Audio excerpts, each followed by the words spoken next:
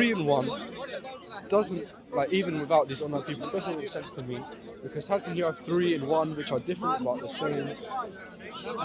How old are you? 16. 16. Are you still in school? A level? Yes. A level. So, are you familiar with this notion called infinity? Infinity, yes. Just quickly before I go anywhere else, infinity plus infinity plus infinity, what is that? Infinity. Just one infinity. It's the same, yeah. Even though you've added 3 infinities. How is that? It's the same. How? If you've added 3 infinities, infinity plus infinity plus infinity, you've added 3 infinities, how do you just get one infinity? It's meaningless because the word infinity, you cannot have more infinity or less infinity. So, but if you have added, in mathematics, have you ever come across an equation, infinity plus infinity? Can you have that equation? No, you cannot have that. You can't? You can't have infinity, it's the same thing. Actually, you do. My dear friend, You do. in mathematics, In can you... engineering, at least you do. Absolutely. In mathematics, in an equation, can you have infinity in multiple places? In multiple places, yes. Yeah. So, but there is only one infinity, but you can have it in multiple places. So, you can have It's the infinity. same infinity. No one said same. I'm saying, please, infinity plus infinity plus infinity. What's the result? No, don't trust. Look at, don't trust. Don't trust. Don't trust. Infinity plus look at him. Don't trust. He doesn't understand private personal spaces. So don't trust. Infinity plus infinity plus infinity. One infinity. Yes. With finite beings, with finite persons, when you have two persons, you, the gentleman near me, we are 3 separate persons. We are separate. Yes. When you go home, when I go home, we're not connected in any manner, shape, or form. Even now, we're not. Of course. Connected in, excuse me, what are you doing?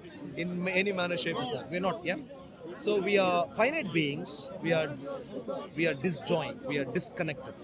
So with 3 persons coming together, we are 3 persons. Okay. There is never a case where 3 come together, and it is 1 person. Impossible. With God is not a finite person. Okay. He is an infinity. Yes. And with infinities, many things which are otherwise weird with finite things are actually true. For example, you add 2 infinities. At least.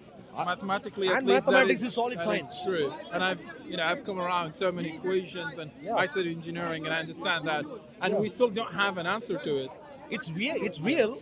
It's even used in tech. It's even used in equations, which are ultimately used in things such as engineering products like microwave ovens and so on.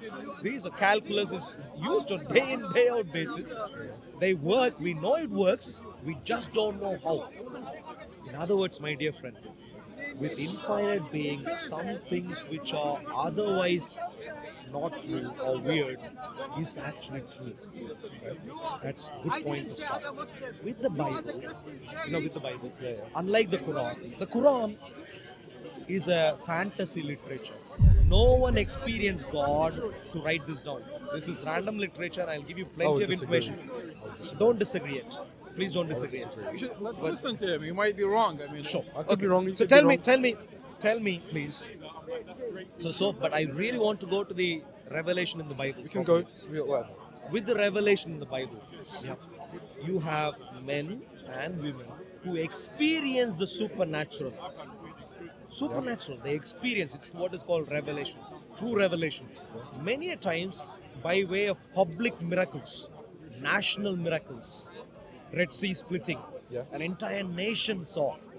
So when Moses wrote, he had the authority as someone who was clearly a man of God. See what I'm saying? Yeah. When Jesus said what he said, people could listen because he performed signs and wonders. With the Bible, the contributors to the Bible are people who worked signs and wonders. And some of them national miracles. And therefore, what is recorded in the Bible can be authentically called a revelation from God. So everyone who wrote the Bible down, or wrote the first Bible, was revelation. No, the biblical community, both in the Old Testament and the New Testament, were operating in a supernatural environment when they were writing things down. And especially can you lay down the difference between like the Quran and the Bible? Because to me, the way I understood it is that the Quran is the word of God. That's the only difference from the Bible, because the Bible is the recitations by people written about, like witnesses. But That, so and here is where I'd make this point very clear.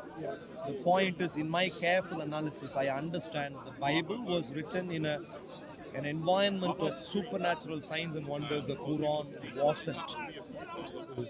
Nothing by way of a public miracle. No one can testify. Splitting of the moon. The splitting of the moon. When water gushed from Muhammad Sallallahu Alaihi Wasallam's fingers, when he healed Abu Bakr.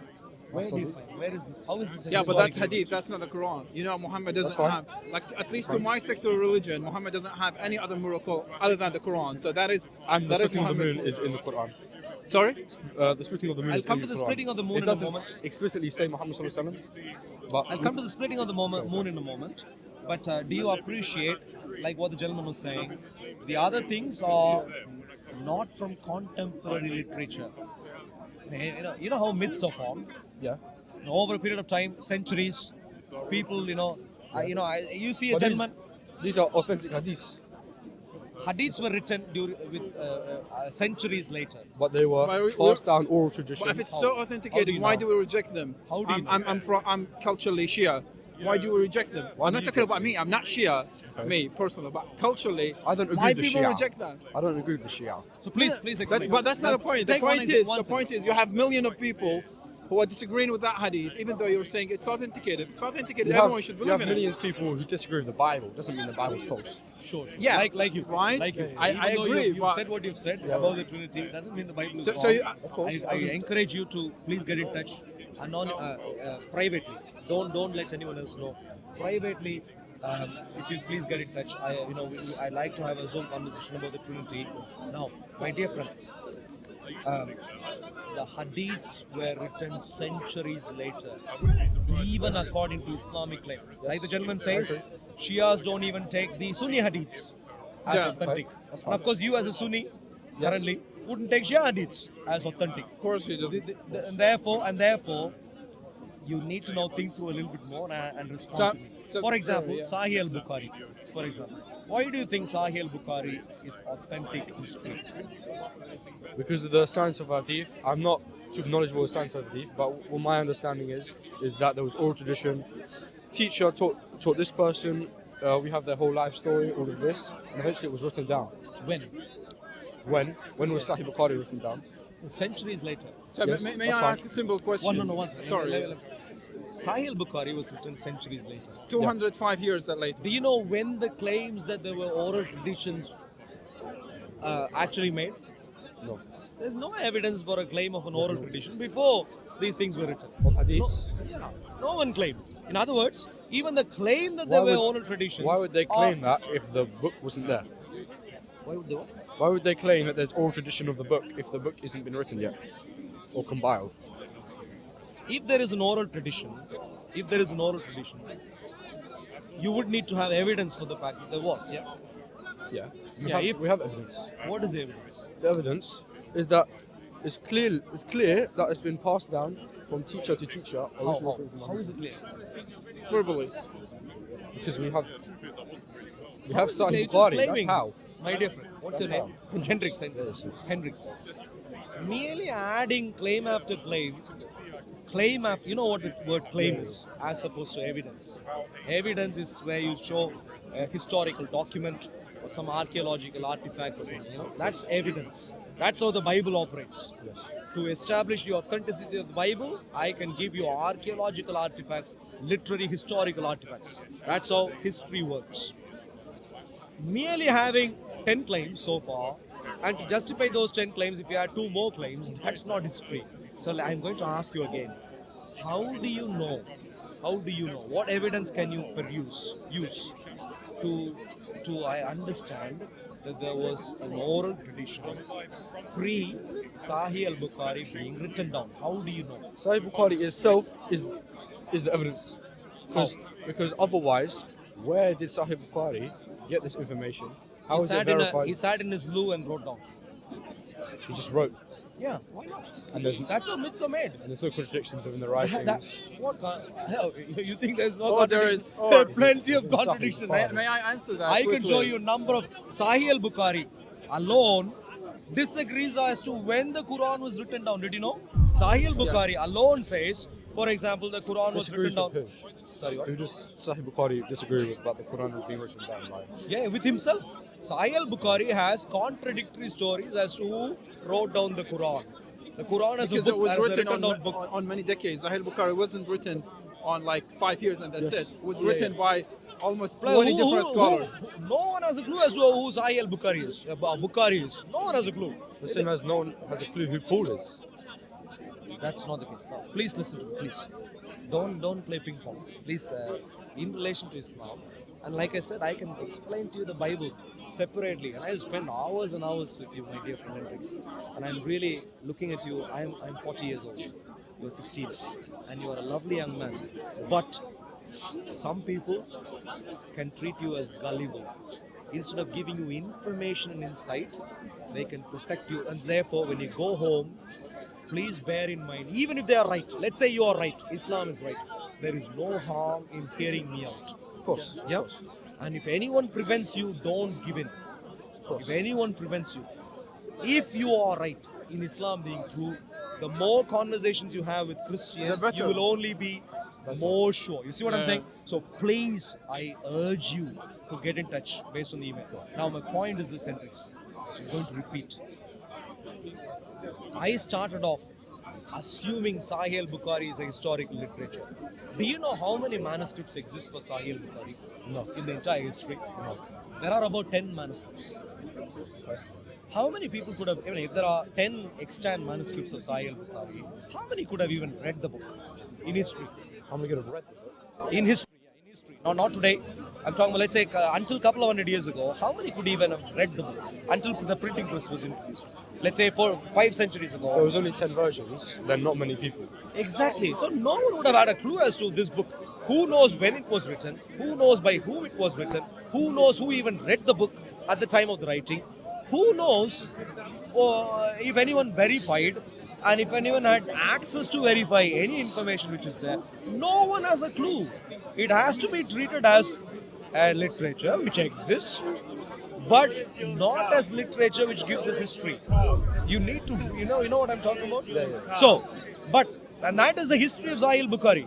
About 10 manuscripts, pre-printing, about 10 manuscripts.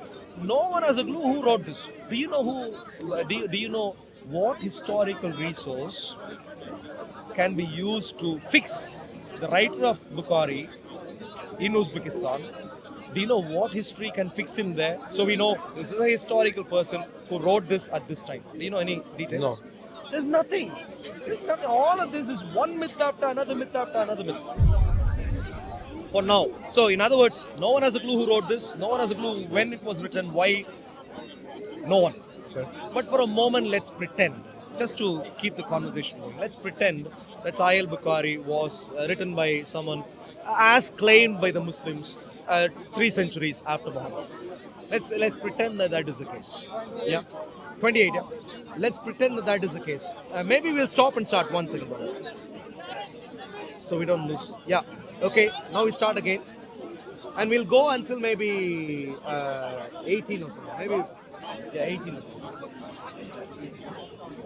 So let's pretend for a moment, just to keep the conversation, just so you understand, it's not just these problems. Islam entirely is a problem. There's nothing historical about Islam. So let's pretend Sahih al-Bukhari is historical. Let's pretend. Now tell me, what is the evidence? So let's say Sahih al-Bukhari was written 3 centuries after Muhammad died. Let's say that is true. We'll take it as truth. Now tell me, what is the evidence that anyone has that this gentleman, whoever, one, I don't know how, but let's pretend one, if he actually traveled across the Islamic region, Hijazi and so on, to actually speak to people there. Is there any evidence? I'm not sure. There's none. Who knows who is this fellow? Why he wrote? There's no evidence that he went anywhere. Even if we assume that he actually went to the Hijazi, do we have any evidence as to which historical people, I don't mean names, names anyone can give. At the time of writing, people can invent names. Yeah? But as that doesn't make history. If you invent names, that's not history. Is there any evidence to place any of the characters used in Sahih Bukhari as historical people based on evidence, archaeological or literature? I don't think so. There's nothing. There's nothing whatsoever. There's nothing whatsoever. And maybe I'll ask one more thing, just on this line. Do you have any evidence for the fact that Islam generally from the 7th century actually had some sort of an oral tradition which was going on? Any evidence at all? What, for Quran or for Anything. Hadith? Anything. For Quran we have lots. Like what? What evidence have you got? That there was an oral tradition. But there was an oral tradition. We have many manuscripts saying that people, well not manuscripts, we have many things that people have passed down. Like what? Like the Quran itself, Dear friend, before it was even written. you're claiming Quran was passed down. It's a claim. What's the evidence? I'm not sure the evidence. There's none. There's none. I'll tell you something. I'll give you a few interesting examples, by the way. The Quran itself, do you know that Quran itself, both to itself and to the Jewish literature, refer to them as scripture, i.e. written documents. Do you know this? Refer to what? The Quran refers to both itself and Jewish, the pre-Quranic Oh, right, literature. As, The Jewish, as written as documents. written documents. If the Quranic environment was an oral environment, why would it refer to these books as written books?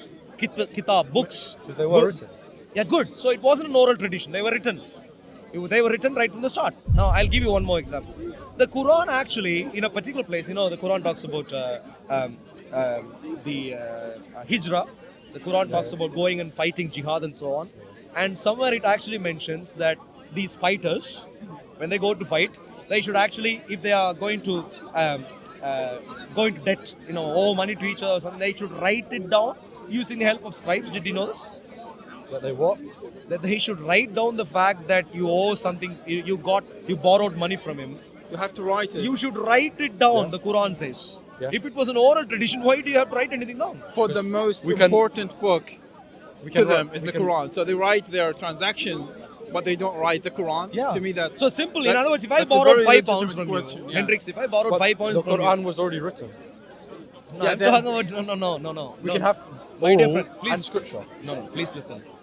The Quran has text that says, in the Quran, when they were writing the Quran, they say, if you borrow money, write it down. That's fine. I can show you if you want. That's fine. No, it exists. How What's is it wrong with fine? that? How is it fine? If I borrow money, I should write down that I borrowed money. Yeah, why? What's the issue? Well, even the Quran isn't written down. Why should you write down some silly 5 pound The borrowing? Quran was written down. Was It was written. written. Yeah? Then In there other is words, no it point wasn't of an oral tradition. oral. You can have both. But Why would you have? if there is an oral tradition, why would anyone insist? Let's say I borrowed 5 pounds. I'll keep it simple. Yeah. If I were to borrow 100 pounds from you, let's say we are friends. We have been friends for 10 years. If I were to borrow 100 pounds from you, would you say, hey, write it down on a paper? Would you do that? Does the Quran say? depends. No. Would you do that? Yes. Between friends, you would do this. Between friends, yes. You would do. I would do. Okay. So, why would you do? Because the Quran says so. Forget about the Quran. I'm talking about today, ignoring the Quran. So I if I could were to remember- borrow 100 pounds from So I you. can remember how much you borrowed off of me. So, in other words, you don't have memory enough to remember. You have to write it down. Yeah. I have the memory too, So, why should I write it down? but just to ensure. What? Just to ensure. Just to be sure. In Yeah. other words, you don't have the memory enough. You could To, say that, yes. Yeah. So, for 100 pounds, you take it too seriously that you don't have the memory enough to remember, and therefore you want to make sure you write it down. However, for the And word you were of saying God, for the Quran, you don't do it?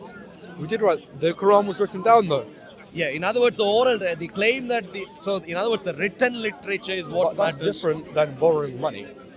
It's much more important or much less important? This was more important. And therefore, you better write it down, which Exactly. even more importance. Exactly. Cool.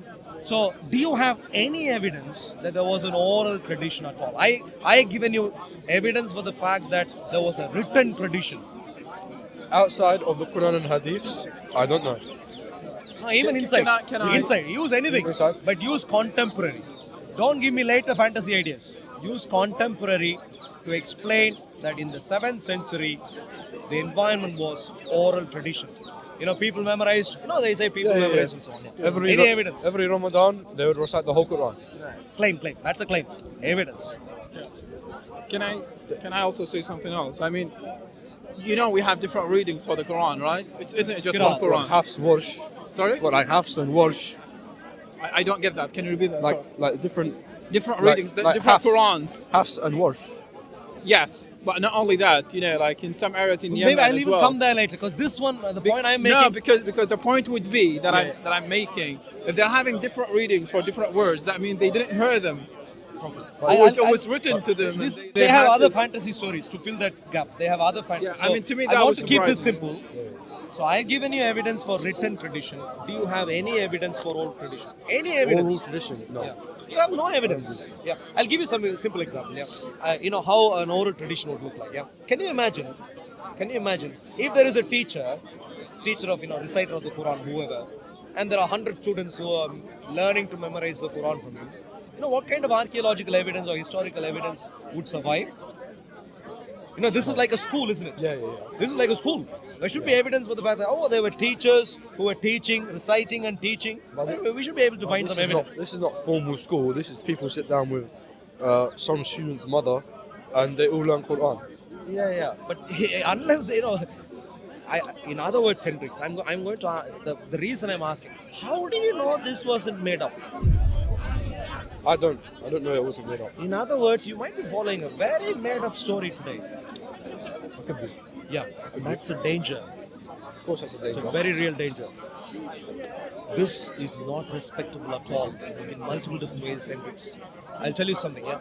Because we were dealing with history, I'll just stick to history. I'll go to morality later. I alluded to morality, respectable. I'll go to that later. Hopefully through God's grace later when you get in touch. And let's stick to history.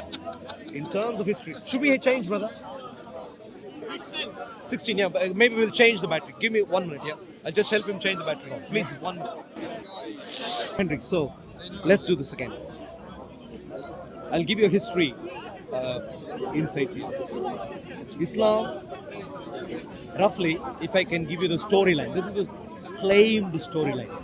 Claimed storyline that Muhammad was born in Mecca. Muhammad was based in Mecca. Qurayshi family, Mecca based. And that in Mecca there were pagan Meccan Arabs. And Muhammad suddenly said, hey, look, I received a revelation in Hira, in the cave and so on. And then he wanted them all to become Muslim. Yeah. They didn't like it, they persecuted. And because of the persecution, after a few local tactics, he eventually had to flee, hijrah, to Medina. In Medina, there was an ummah, Islamic ummah, Medinan constitution, Medinan ummah. All took part in it, but at some stage, Muhammad got upset with the Jews and ended up wiping 3 Jewish tribes. 3 Jewish tribes wiped out in different ways, chased or killed or whatever. And after that, the Muslims now go to Mecca. After many things happen. I'm giving you the bare skeleton. He returns to Mecca. Eventually, takes over Mecca, 632 AD, and then passes away fairly soon after. This is the rough storyline. Yeah. Would you believe that for none of this major building blocks of the story, for none there exists, and let me add a couple more things. And then after Muhammad was gone, of course they have the new identity, Muslims. Muhammad is a prophet, and these are Muslims, and the religion is Islam. Caliphs take over. Caliphs. Caliphs take over the Rashidun Caliphate, the first Caliphate. Rashidun Caliphate, the first one. Yeah, Abu Bakr, you do know this. So they take over, and then they left Hijazi, expanded Islam further, and then you have Umayyad Caliphate, and things progress from there. Would you believe, for none of these major building blocks, none of these is the positive corroboration. None. Including in the Quran. You can use the Quran. You won't find pagan Meccan Arabs. You will not. please hear me out and then try and respond. For none of these major building blocks, there is historical positive corroboration. You can use any literature, but contemporary, in some way, shape or form, something which is qualified to talk about these things. You don't find any positive evidence. It doesn't stop there. You actually find plenty of negative evidence, contra evidence, to suggest to us all of this storyline is Mickey Mouse story. None of this is true. None whatsoever is true. Evidence based. In other words, God knows who wrote this book. God knows when it was written. God knows why it was written. And I'm talking about the true God. The true God. Because we clearly know, and therefore no wonder Sahih al-Bukhari was confused. He has at least 3 different versions as to when this was put together. 3 different versions. One he says Abu Bakr, one he says during the lifetime of Muhammad, it was already written down. Yeah. And 2 he says no, Abu Bakr wrote it down first time, brought it down first time, put it together first Ottoman. time. And then third, Uthman put it together first time. Which one do you believe? These are contradictory. It can't be all 3. Writing it down and compiling it is different. No, I'm talking about writing it down. Writing it down. Yeah, in one place he says Muhammad wrote it down first. But Muhammad never wrote it. But Sahih al-Bukhari says that. Sahih Bukhari said Muhammad wrote it. Yes, it was. Sahih al-Bukhari says, no. Let me be careful. Sahih al-Bukhari says that when Muhammad passed away, it was already a book. Meaning, whoever wrote, I'm not saying who wrote it, but whoever wrote it, it was written already by the time he passed away. Yeah. In other words, by the time he was passing away, There is people a can say, Quran. look, there is a Quran. Yeah. But later on he says there was no Quran when Abu Bakr was ruling, which is clearly later. Yes. Yeah, Abu Bakr was ruling later. But he says when Abu Bakr was ruling, there was no Quran, and they had to write it down. And then elsewhere he says, well, when Uthman compiled the Quran. And And this is the most acceptable hadith among Muslims that actually Uthman wrote, compiled. compiled. So you have contradictory accounts. Yeah, but you see the point. So you were a little bit hesitant earlier when I said all of the building blocks. None of the building blocks has positive evidence. All of them have negative evidence. Remember, you had a little bit of this. What, do you have any positive evidence? Or What, that there was pagan Arabs that. yeah, the pagan story- Meccan Arabs, for example. Yeah, is that what you had in mind? If that's what you had in mind. I don't see Yeah. how there isn't evidence for pagan Arabs. Pagan Meccan Arab. Pagan Meccan. I don't know if there What is evidence have any you got? clear evidence outside of Quran or Hadith. Sorry, come again? I don't know if there's any clear evidence outside of Quran or Hadith. Use anything, including the Quran. Is there any evidence that the pagan In Meccan the Quran, Arabs? I don't believe it talks about. Sorry, come again? In the Quran, I do believe it mentions pagan Arabs. Meccan. Pagan Meccan. Meccan? I don't think it says Meccan. Mecca, that is important. Because who were the people who chased him away from Mecca? The pagans. Pagan Meccan. They are based in Mecca. Yeah. But if the Quran doesn't talk about any Meccan-based pagan Arabs, then you have an issue. But surely we could assume that it's talking about Meccan. Where? How could? Do you know how many times the word Mecca even shows up in the Quran? I don't know if the word Mecca shows up many times. Do you know how many times it shows No, up in the I'm not Quran? sure. Once. Okay. Once. Who knows where this book was written? And it wasn't even written Mecca, it was written Becca. No, that was the another one. So That was two. another one. Yeah, Okay, there are sorry, two. yeah. In one place it uses the word Baka, Valley of Baka, Which is in in the Jerusalem, area of going into Jerusalem. And in another place, and so that is in Mecca, it's Becca. And Where does there's it only, say Becca? What's that? Where does it say Becca?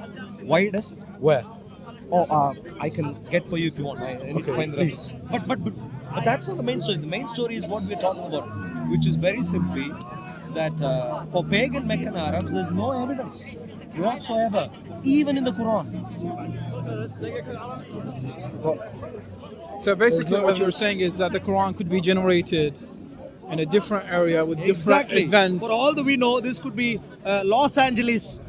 I'm joking, of course. Not Yeah, Los Angeles. Some Arab, some maybe Definitely somewhere. not Los Angeles. Not Los. But you see what I'm saying? Yeah. Exactly. The good yeah, point. so yeah.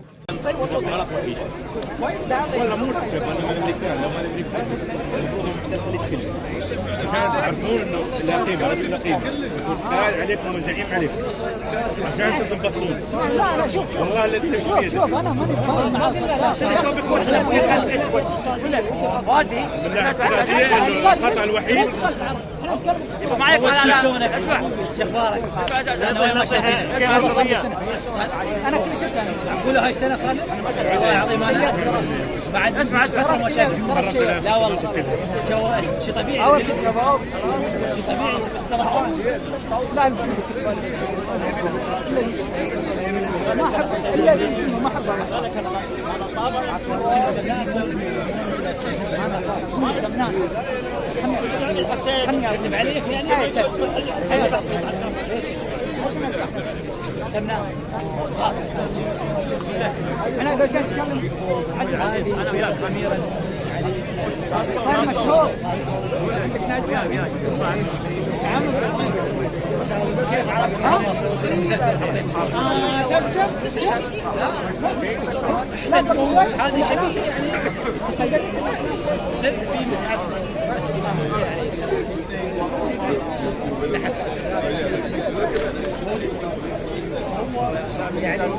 يعني حتى على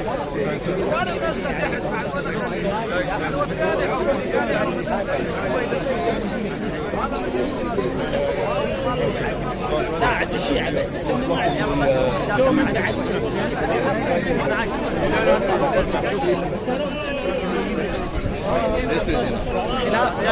خلاف صار فيها تغيير. احنا نمشي على رسول الله صلى الله عليه وسلم ما يقول نمشي عليه ما ينتهي عن النبي. لا رسول الله صحابه كانوا 1000 صحابه مو واحد كلهم قالوا له دخل هذه شنو معناته؟ انا ابو الشيلان شنو معناته هذه الجمله؟ اللي جاي معناته بس لا ما رسول الله يوقف العالم على ما يقول لهم بس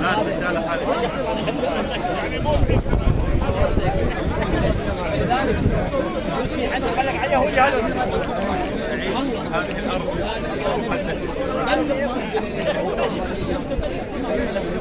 يعني في شيء على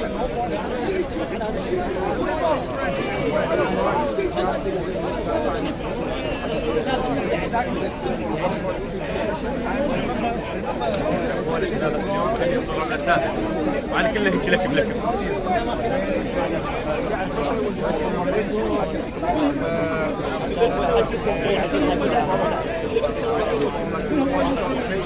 اللي سبق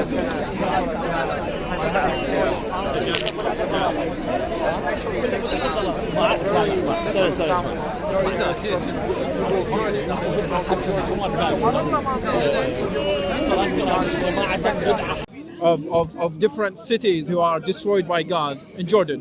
Like, why would you recite such an example and you told people, hey, you see it every day? So clearly that ayah or that verse is talking to different people, not to Hijazis or Arabs. Exactly. In other words, my dear friend, this book is a fantasy book. No one, it's still we could consider it a valuable book. It doesn't mean that. I'll come to the morality part later. Yeah. But I consider this deeply immoral. Based on some specific points, I'll come to that later. Deeply immoral, very exceptionally immoral. But I'll come to that later. Immoral. Yes, anti-moral. I agree with that. So no value in that regard. Valuable doesn't mean something is in moral. terms of understanding Islam. We have to understand a lot of things, right? I mean, to be honest, like I hate the Nazis and I hate to mention them, but I consider Mein Kampf as a valuable book just to understand the mind. So I don't mean it's moral. But do you see what I'm saying, Hendrix? This one, so I would have normally said, thank you so much. Good to see you. Cheers, man. Thank you so much. Wish you all the best. Normally I would have said, no one has a clue. Actually, that's not true. I'm writing a book right now based on detailed research on this. This book, there is no evidence to suggest that Islam began in the way people claim it began. There's no evidence to suggest that at all. No evidence whatsoever. No positive evidence. But why would there be evidence in the middle of a desert? Why would there be evidence? There better be.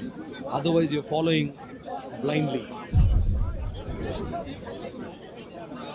So you're saying just because there's no evidence. 2 points, Hendrix. Number one, If there is no evidence, whether it is desert or elsewhere, if there is no evidence, you are following blindly. Do you understand that? Yes. Of course. Do you understand? Do you like blind belief? Believing something blindly? No. No, clearly. So there better be evidence because you want to follow it. So there better be evidence. That's point number one. Point number two, in the middle of the desert, there are thousands of inscriptions. There's much known about the Hijazi.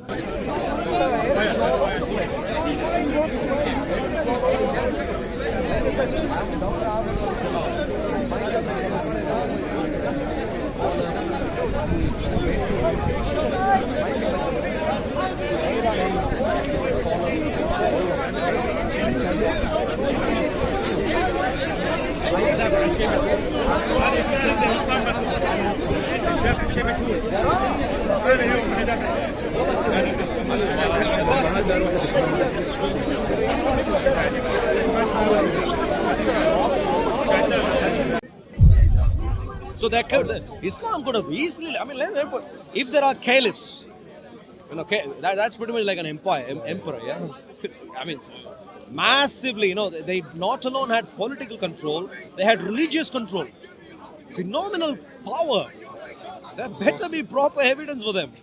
There is none whatsoever. There's no evidence for caliphs. No evidence. So for the Rashidun Caliphate, no evidence. I'll have to do research. Please. I'll have to do When you do research, don't give into a claim where they say, oh, look, this is Umar's sword and stuff. Don't give in. You need written, because in any sword that they show today and say this is Muhammad's sword, they can claim anything, yeah. Or sandals, they'll show sandals, they'll show maybe teeth. Don't give in. It could have been anyone's teeth. You need written evidence, writings either on the pre-paper material, parchments and so on, or writings on rocks, which is archaeology, or other archaeological artifacts. See what I'm saying? Yeah. What I'm going to suggest to you today is no. Islam is a typical myth. And that is exactly why Sunnis have their own ideas, Shias have their own ideas. They don't. That's also the same with almost any belief. Like different Christians have different ideas, different Hindu have different ideas. No, different Christians have different ideas in relation to the history of Jesus. No. The history of Jesus, the Ebionites, the Ebionites and the Nazarenes. Is there any evidence for the Ebionites? For the Ebionites? Yeah. For the Nazarenes there is. No, Ebionites, is there any evidence? I'm not sure if there's evidence for Ebionites. These are figments of imagination from later times. Don't give in. Please, Hendricks, if you remember one word from here, you know what that word should be? What? Evidence. Evidence. Anyone can tell you any story. Look, I told you a story, yeah? I told you, for instance, that idolatry didn't exist. I told that. It's a claim. Yeah. To back it up, what did I do? I pointed out to research scholars, Dr. Ahmad Al-Jalad, Leila Navy, Michael McDonald. And I pointed out to the research area, rock inscriptions across Hijazi. When you email, I can pass to you specific links, for example, of YouTube videos or research articles, if you like, which show this. It's a solid fact today. Muslims don't learn these things because they don't care about evidence in history much. But you should. Yeah. So the Quran is a baseless literature. I'm talking about historicity. Baseless. Everything stands against this historically. I'm talking about history right now. Morality is even worse. Phenomenally worse. I'll ask you a simple example, Hendricks. As someone who's grown up here, you're grown up here, yeah? As someone who's grown up here, would you ever want to, when you grow up, or let's say you consider your father or someone, I don't want to make it personal, but please, maybe consider some other gentleman and his father. Would you want the father, let's say an adopted son, would you want the father to take the adopted son's wife, ever? The adopted son's wife? Yeah. No. No. This is what Muhammad did. Or whoever contributed to this. Who knows who that is? That person did the same thing. Adopted son's wife was taken as a wife. But the wife cannot have more than one husband. Not at one time. In this case, so he Divorced is different. so you don't mind if a father makes his son divorce his wife and then makes If that. he makes him divorce the wife, it is different, of course. Let's Because say you cannot let's ignore the makes it part. In this case, he did make it, but let's ignore the makes it part. Even otherwise, is it okay to take son's wife? If they divorced, then I would say it's fine. Are you sure? Son's wife? Son's ex-wife, Son's ex-wife? I would say it's fine. In your mind, will she ever be anything other than your daughter? But she's not. She's not my daughter though. She's my daughter-in-law. Yeah, daughter-in-law. Will she ever be? This is where you need to put yourself in the shoes of a father. Father. I have a son, a little one, growing up. Is back at home right now. Would I ever look at my son's wife as someone? Good to see you. As someone I could even consider. Would I ever want to do that? No, absolutely not. I can't imagine a more filthy mind. Simply can't. But I would say that if they are not married, it is fine. Son's wife, even if they are divorced and wanders away, you know how I'll treat her? As my daughter-in-law for the rest of my life. I know they are divorced, and it's a heartbreaking thing that they are divorced. Maybe I would have advised my best to make sure they're not divorced. Heartbreaking. But if that's what they have done, I'd still want to treat that girl as my daughter-in-law. My son does something, that's fine, that's what he does. But my daughter-in-law. Would I ever want to marry and have sex with that lady? In my mind, that's filthy. That's the value we've learned. This is just one example I'm giving. One example. There are multiple other I would not say examples. that's immoral. Come again? I would not say that's immoral. Okay. Hendricks, I'd like to comment to you. Very, very important. For the sake of religion, don't bend morality. Please don't. But where else do you Ask get around. morality other than religion? And From even, true religion, you get morality. even outside of religion or true religion or anything, Hendricks, I would say this is from true religion, from true God, you get morality. I completely agree. in the Bible. Does it say that you cannot marry your son's ex-wife? Where? In the Bible, does it say that you? Of course. Where does it say this? This is very obvious. I can show you later if you want. Can you bring me now? Not right now. Not right now. Hendricks, if you let me put it this way. If you even want to go through some text to understand this, I'm terrified. I'm really terrified as to what has happened to you. If you even want to read some text to come to this conclusion. What I'm going to say is that's a big area to research, area to discuss about, which I'm willing to discuss with you about. Morality, deep area, we'll come to that later.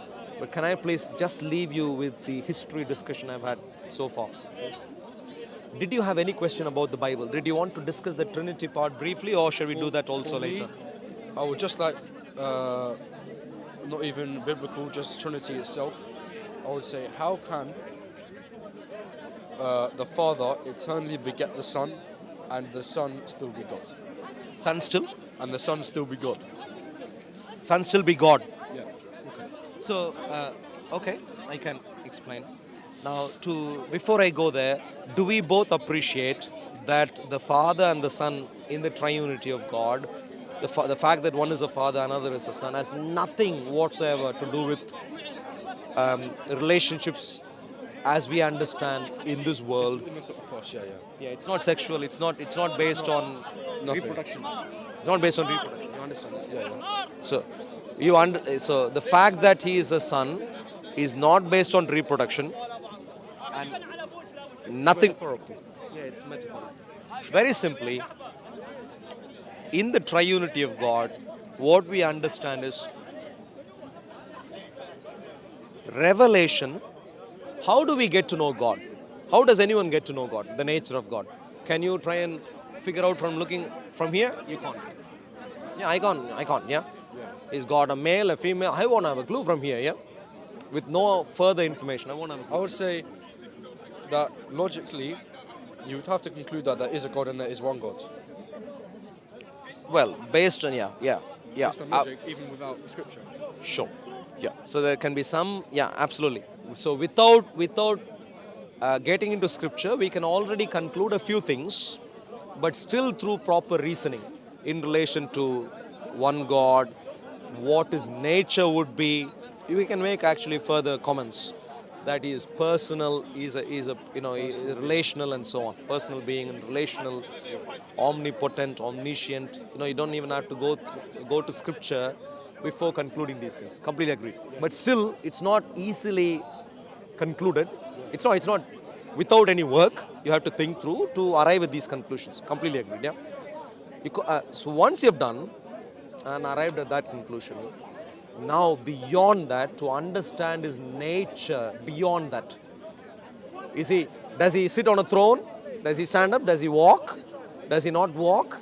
Can he eat? Can he not eat? I'm not talking about ability. I'm talking about his interests. What does he do? Yeah. To understand these things, you'll have to go through scripture. Yeah. And not any scripture, but something which is validated scripture. Validated revelation. And that is where the previous point I made, which is the Bible is validated to be supernatural in its origin. Because the Bible was written down in the environment of supernatural signs and wonders. Yeah? I would agree. Yeah. The Injil, not the Quran. Jesus. Not the Quran. The Quran is not, like I said earlier, the entire history, the entire claim of history of the Quran is wrong. We have evidence to suggest that none of this is true. I'll have to do research. Sure. Now, in relation to the moon splitting that you mentioned about, Surah 53 or 55 or something, yeah? I believe so, yeah. Have you actually checked if it is an event that happened at that time? I do know that it was not recorded by anyone outside of Mecca or Medina at that time. But my argument against that would be that it's evidence for them. But that's not even the question I'm asking. Have you ever checked if that is the claim made in the Quran? That actually the moon split. Muhammad sallallahu alaihi wasallam. It does say in the Quran.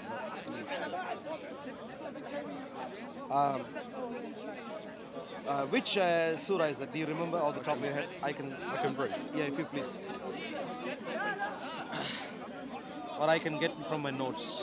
It's either 53 or 55 or something.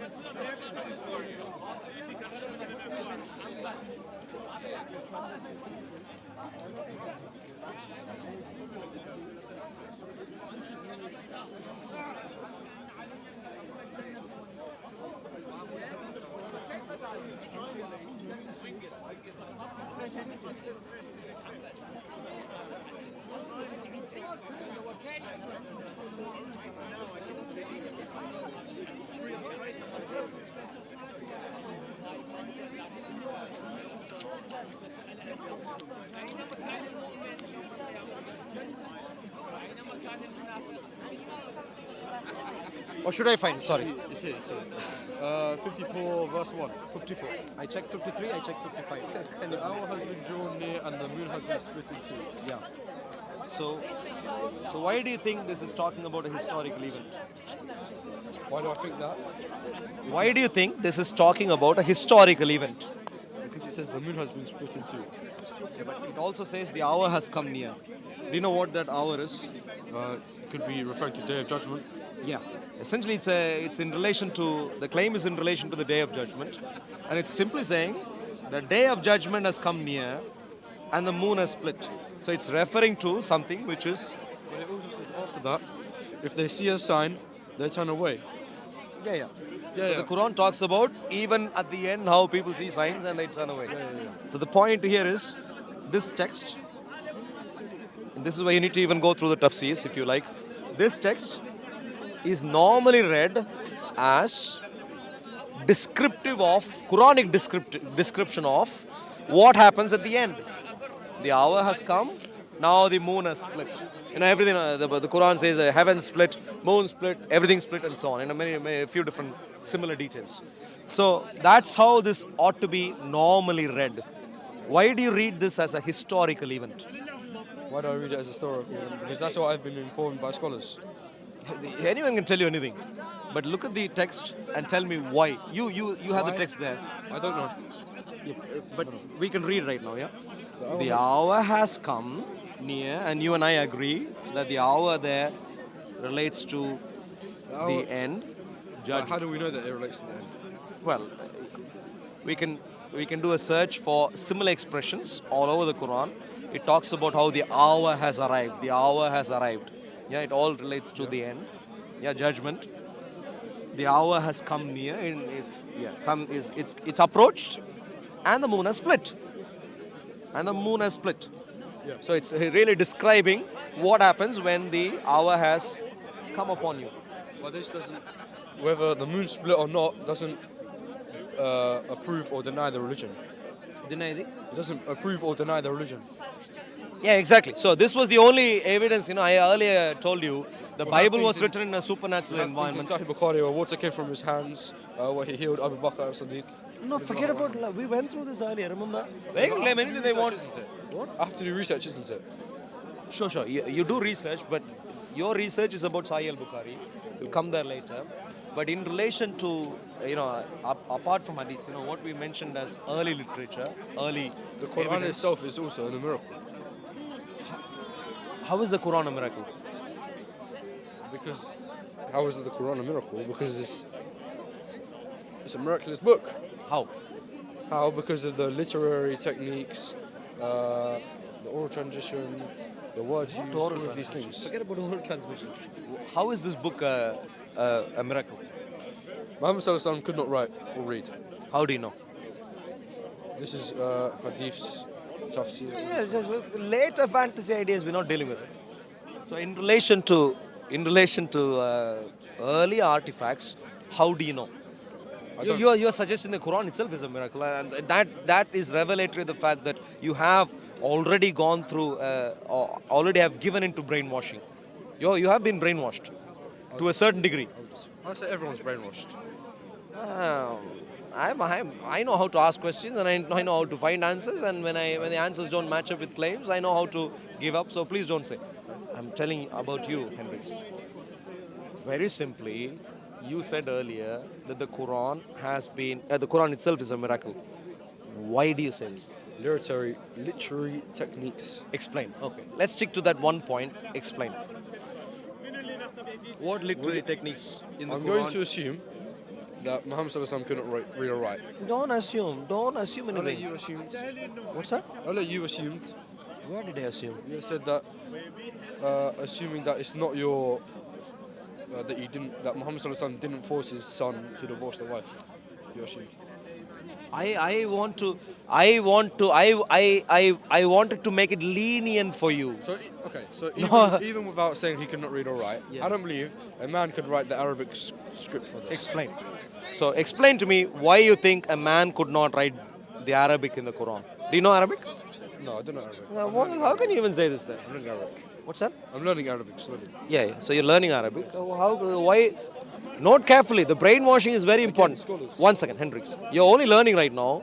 So while you're still learning, how did you take up this idea on board that the Arabic in the Quran is wonderful? Because there's no contradictions.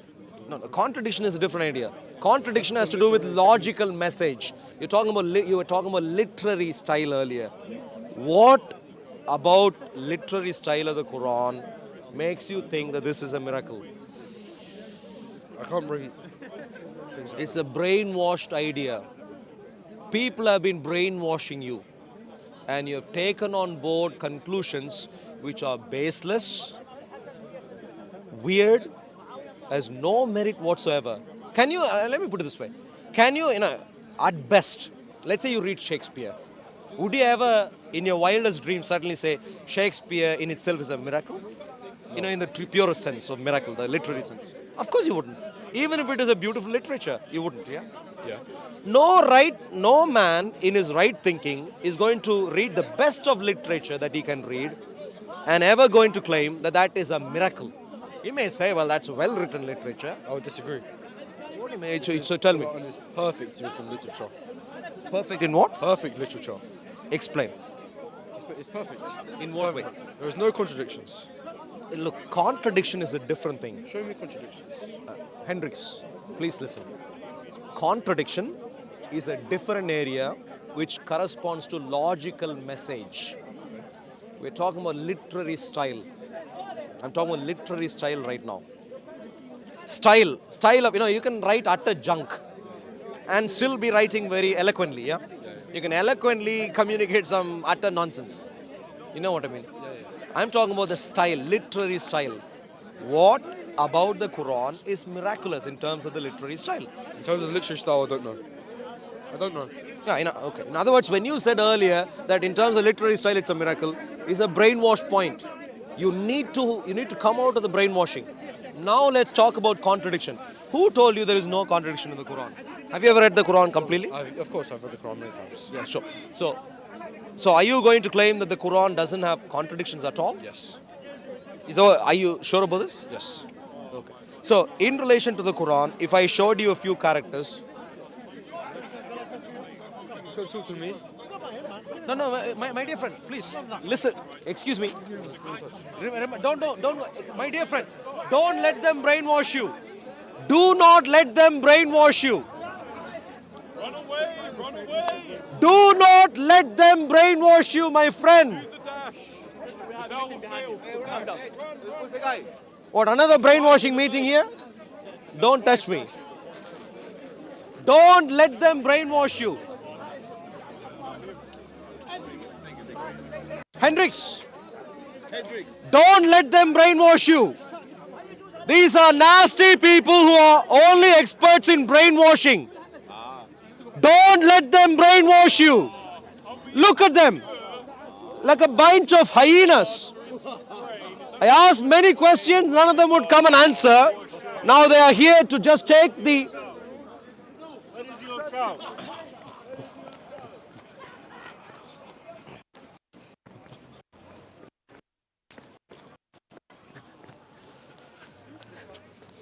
Hendricks, for your own life, don't let them brainwash you. Don't let them brainwash you. Don't let them, look at them, ganging up on you. Don't let them brainwash you. Hendricks, you can still stop and turn back. Hendricks!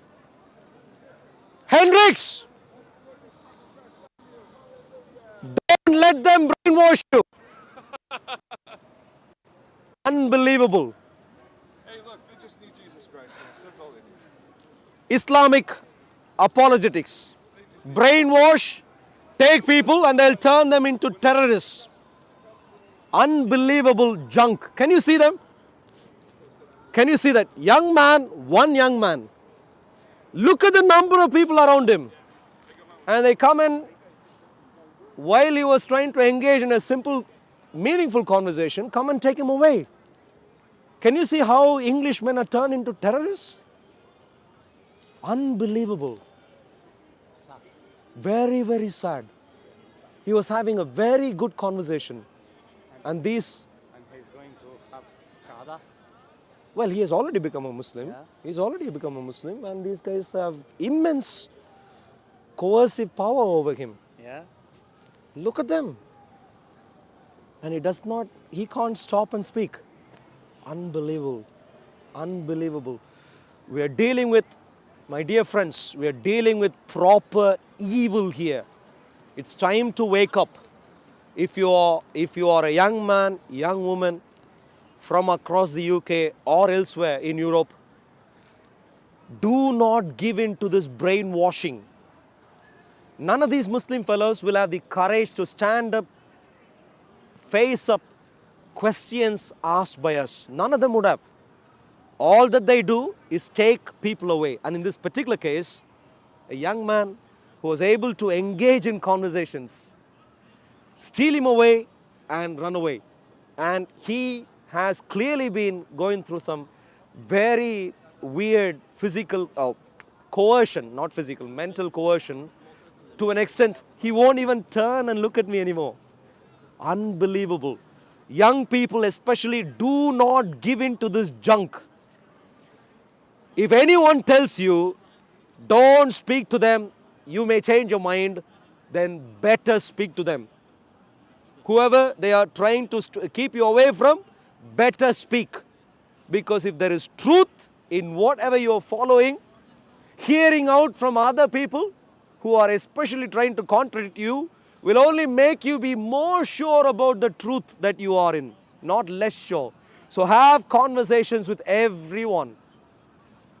Try having conversations with everyone at least once and then decide, well, this guy, it's a waste of time speaking to him. Maybe I'll not speak to, whatever.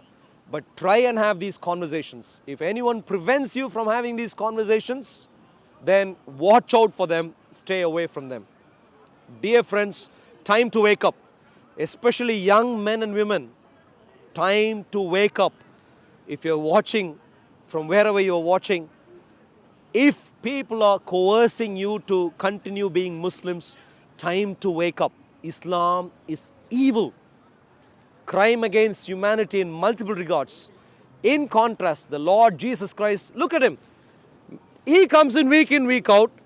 What's his name? Seesaw or something. Comes in week. Yes, smile to Jannah, Seesaw. He comes in, week out. What's that? Is that smile to Jannah? Yeah. Seesaw. And he comes in week in, week out, has no clue to engage with knowledgeable people.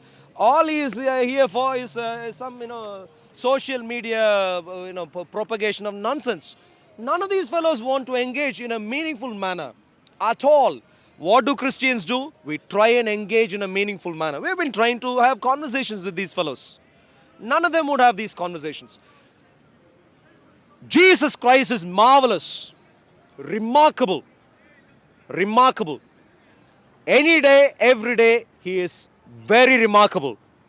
He wants you, if anyone wants to leave Jesus, he will say, please. He let people go. People had the freedom to leave. And people had the freedom to follow him when they wanted to follow him. When they were convinced of what he was saying to be true. This is how true God behaves. Not some Mickey Mouse Islamic Allah who clearly was clueless and therefore, in terms of making sure people continue following his religion, he had to threaten, employ physical coercion, mental coercion, and even say, look, if you leave, we will kill you. Proper physical threat, which is clearly implemented in many